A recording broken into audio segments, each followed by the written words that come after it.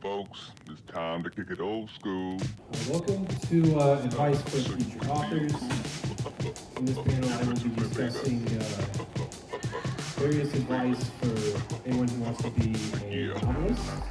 Now, first off, the difference between the gardener and the architect. Gardener is also known as the pantser, which is a novelist who writes without a format outline or roadmap, allowing the story and creators to develop organically. It allows creative freedom, but can result in writer's block. Examples are Stephen King, George R. R. Martin, and Hirohiko Araki. A plotter, which is the architect, is a novelist who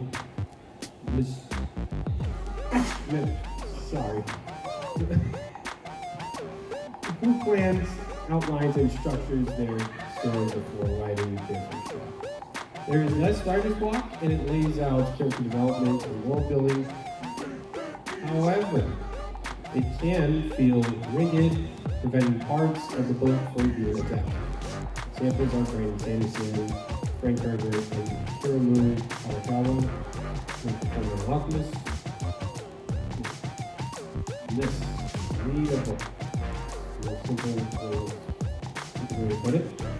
Many novelists read other books either for inspiration or research. Frank Herbert, known for Dune, read about 200 books in his research for Dune. While he mostly read nonfiction, he also read sci-fi. Dune was mainly a response to Foundation, written by Isaac Asimov. One more former Rasputin impersonator once stated, as a prospective writer, I encourage you not only to read good books, read terrible books as well. Plagiarism. Plagiarism is to steal someone's work or idea. It can be illegal under a copyright law. When writing your novel, it is important to remember that you can be sued for copying a character, plot, and or even the vibe of a story. My advices are to add in something to the genre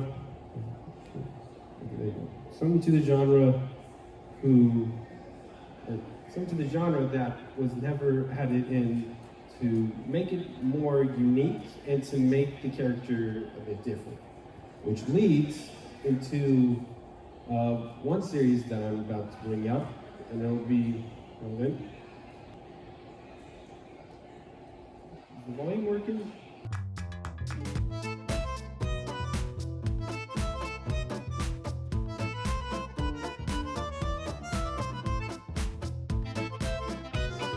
The Cyber 6 Dark Angel Lawsuit. In 1991, Cyber 6 was published for the comic magazine Scorpion, and was created by Carlos Trilos, hope I'm pronouncing it right, and Carlos Meglia. It follows a female gynoid, is that how you pronounce it? Gynoid, who fights the evil creations of an evil doctor by night and poses as a male teacher by day.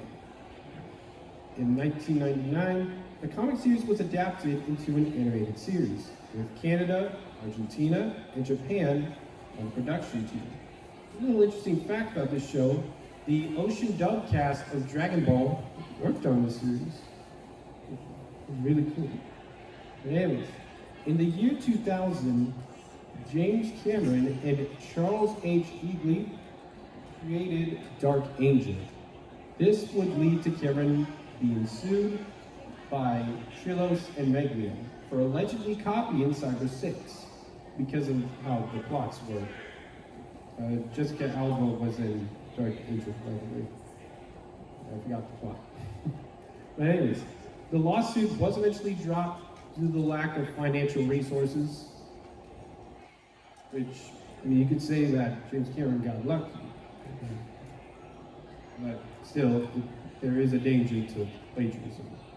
Just to point that out. Yeah. Then we get to another example, the Superman Captain Marvel lawsuit.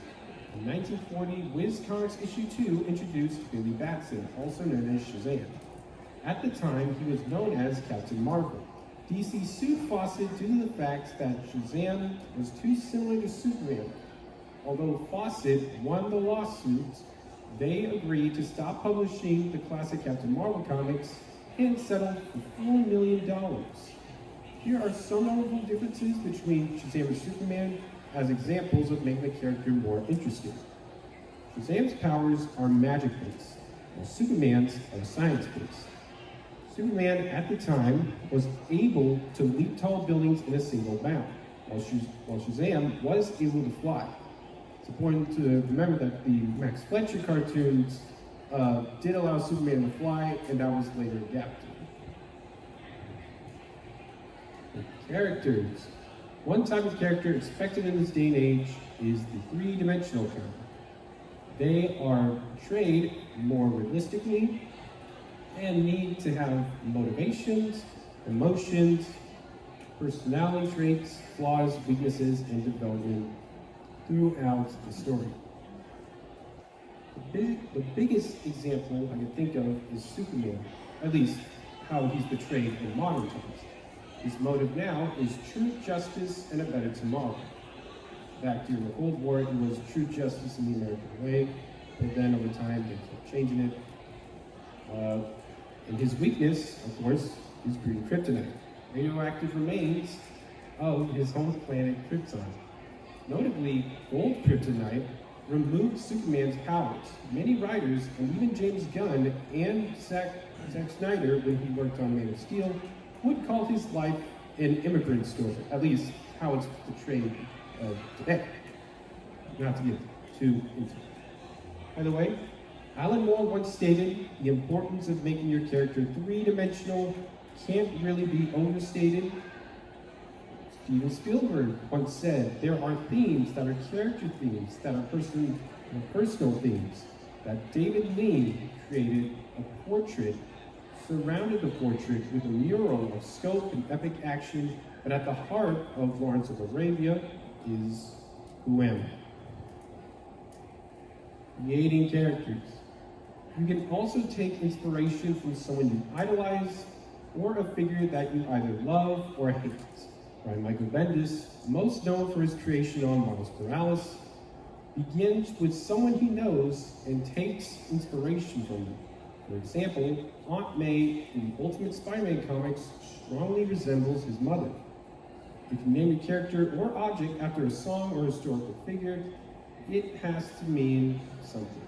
Remus Lupin from Harry Potter is named after the brother of Romulus, the founder of Rome. The two brothers were raised by a she-wolf in mythology. His last name, Lupin, derived from lupus, which is Latin for wolf, a reference to him being a werewolf. Ruby is a web series created by Miles Malone for Rooster Teeth, who are known for Red vs. Blue. It is set in a future fantasy world of hunters and monsters. Most of its characters come from fairy tale stories. Team Ruby, for example. Ruby alludes to Red Riding Hood, while Schnee alludes to Snow White. Her name in German is White Snow. Lake Belladonna alludes to Belle and the Beast from Beauty and the Beast. Her love for books comes from Disney's iteration of Belle. And like the Beast, she has animal features, making her a faunus, a race that resembles humans with animal features. Finally, Yang Xiaolong, Ruby's half-sister, is Goldilocks and the Three Bears, due to her blonde hair. There are other examples, like Cinder Falls, named after Cinderella. Then there's Neo, literally named after ice cream. Neapolitan. Some people call him Napoleon, but I call him Neapolitan. Her real name is Trivia, named after the Roman goddess of witchcraft. Neptune Vasilius is named after the Roman god of the sea, which is funny because he does not like water. A pure evil villain. A pure evil villain is someone driven by selfishness and a lust of power, lacking redeeming qualities. In other words, there's no redemption. The Joker from DC Comics is a big example, as well as Emperor Palpatine, Sauron from Lord of the Rings, Voldemort from Harry Potter, Darkseid also from DC Comics, and Frieza from Dragon Ball Z. Broken villains.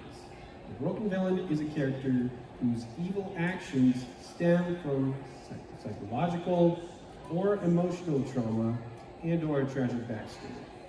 These examples are Darth Vader from Star Wars, Magneto from Marvel Comics, Draco Malfoy from Harry Potter, Superboy Prime from DC Comics, and Scar from Fullmetal Alchemist. Finally, we get to themes. Themes are messages or concepts to the story that ties everything together. It can be good versus evil, power and corruption, coming of age, and death and grief. Concepts that provide depth and meaning. Dune explores heroism, religion, ecology, and power. The genetic memory ideas in the series come from Carl Jung, a psychologist who believed in a collective unconscious. Frank Herbert idolized his work on him. The setting. The story's setting is basically a different time period, a fantasy world, an alternate history, and or a distant future. The biggest example of alternate history is made by my favorite author, Phil K. Dick, The Man in the High Castle. It is set in an alternate timeline where Germany and Japan won World War II, a concept that the book popularized. This would eventually lead to other concepts like DC's Earth X, and even the Wolfenstein games, which is why I bring this up, because I think without it, we probably wouldn't have this concept wouldn't be as popular as it is now. But anyways, an example of a fantasy world is The Lord of the Rings, written by J.R.R. Tolkien. Middle-earth is the main continent of Arda, inhabited by elves, hobbits, dwarves, dragons, trolls, and orcs. An example of a futuristic setting is Ready Player One. Set in the year 2045, it depicts a future where the world turns to the Oasis, a virtual world used by humanity to escape from the decline their world is facing. Write with music. In writing, it is important to get a vibe from, or a vibe for or from your story. You could listen to John Williams, Danny Elfman, Hans Zimmer, or any type of music. The music can give you a vibe towards the scene you are writing and even your character. Stephen King, as he writes, plays the same song over and over again, which would drive us all crazy. Write at least 6 or 8 pages, either per chapter or a day. The average word count of a chapter is somewhere between 1,500 and 2,000 words, which is common for some genres. There are 300 words per page if you're not using paragraphs. In total, it is 1,800 words with 6 pages, or 2,400 words with 8 pages per chapter.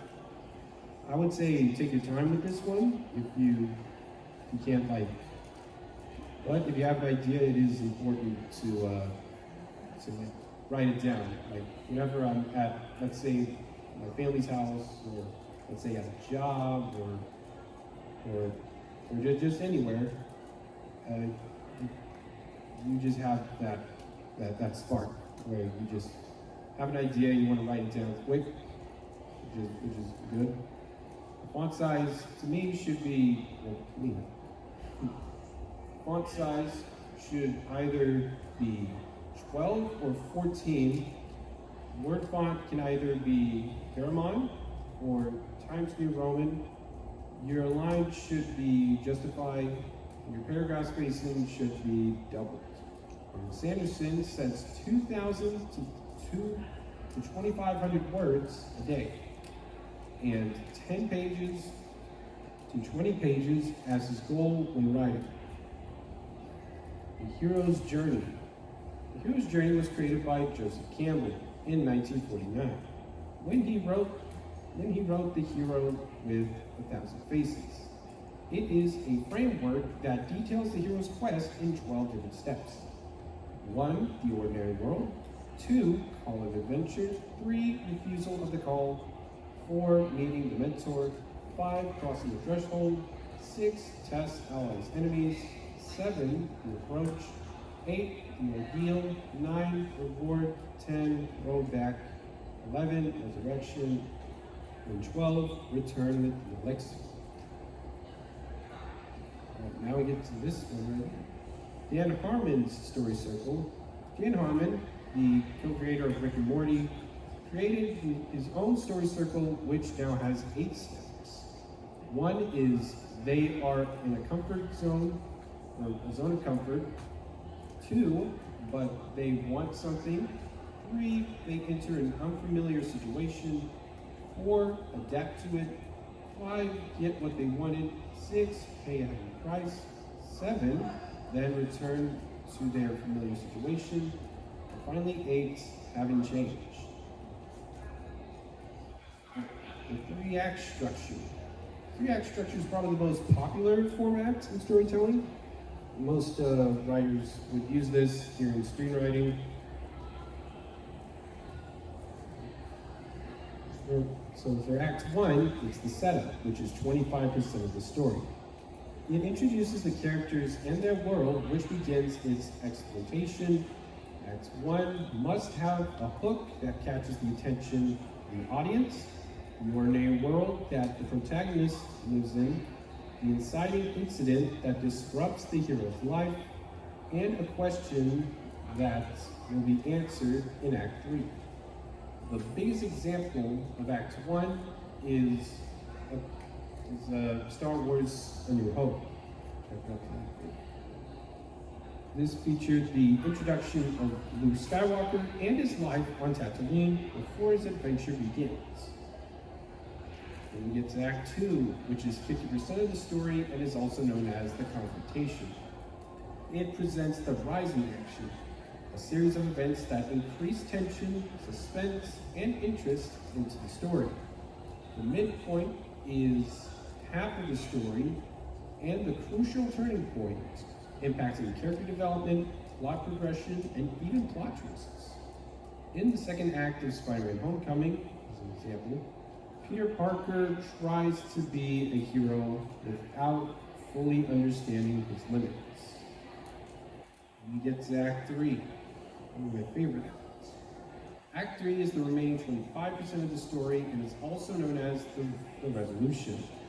It begins with the pre-climax, a build-up to the final battle, or the big reveal to the main story. The climax is said final battle and or big reveal, and the denouement,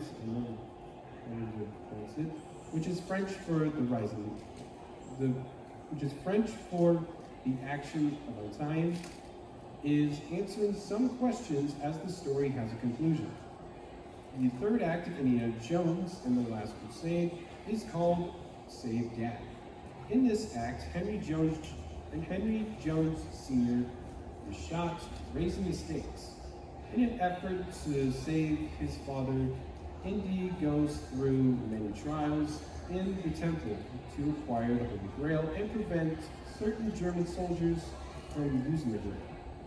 The act emphasizes moral responsibility, personal sacrifices, and the cost of heroism. By the end of the act, Henry survives, but Indy is left with a burden when the Grail is destroyed, which underscores the theme of treasure worth more than their value. Write at least 10 pages per book. For me, the best novelist writes somewhere between 50 and 100 pages a month. I'm not saying that I'm a good author. Well, everyone has their own speed, that's what I'm saying. A book can be published seasonal or yearly. 100 pages are about 30,000 words, once again, without paragraphs. Animal Farm, which is less than 100 pages, right, has 92 pages. It was written by George Orwell. Carrie, Stephen King's first novel published, has about 199 pages. His other work, 11/22/63, has about 849 pages. Finally, The Way of the King, Brandon Sanderson's first book in the Stormlight Archives, has 1,258 pages. Right. Set up a routine. A routine is important to the human body. Most novelists, like Stephen King and Brandon Sanderson, have one. Stephen King's routine involved him going for a walk that should take an hour, writing 6 pages a day from 8 to 12, and then having free time when he's done. Brandon Sanderson wakes up at noon, writes from 1 p.m. to 5 p.m., spends time with his family, and then continues writing from 10 p.m. to 2 a.m. Don't write too much. I recommend either writing 2 or 3 hours a day and 3 to 5 days a week. Sequels. To make a good sequel, you have to identify what makes the first book special. At least one new character must be introduced. The sequel does not need to pick up where the story left off. Dune Messiah takes place 12 years after Dune, introduces new characters, and changes the tone of the series in an interesting way. Although Dr. Sleep is the 2013 sequel to 1977's The Shining, the novel acts as a standalone title in a perfect way. Also, there's one thing. Characters might die. Novels for inspiration. My recommendations are saying Animal Farm, Carrie, Android's Dream of Electric Sheep, which inspired the movie Blade Runner. Dune, Ender's Game, I Have No Mouth and I Must Scream by Grant Ellison, the Percy Jackson series, and all of Rick Riordan's books, and Ready Player One.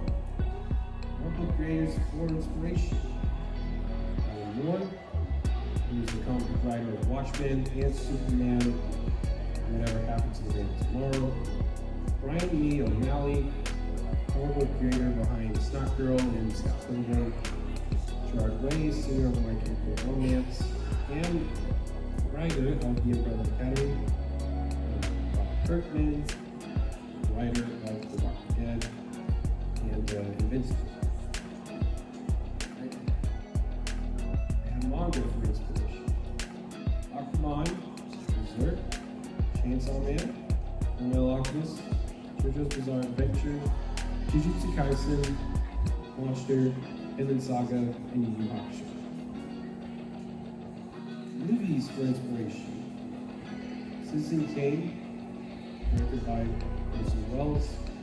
The Godfather, directed by Francis Ford Coppola. Goodfellas, directed by Martin Scorsese. Indiana Jones and the Last Crusade, directed by Steven Spielberg. Perfect Blue, the greatest animated film, directed by Satoshi Kon. Seven Samurai, directed by Akira Kurosawa. And The Shining, directed by Stanley Kubrick. I recommend all their works. So everyone have an amazing day. All right, thank you.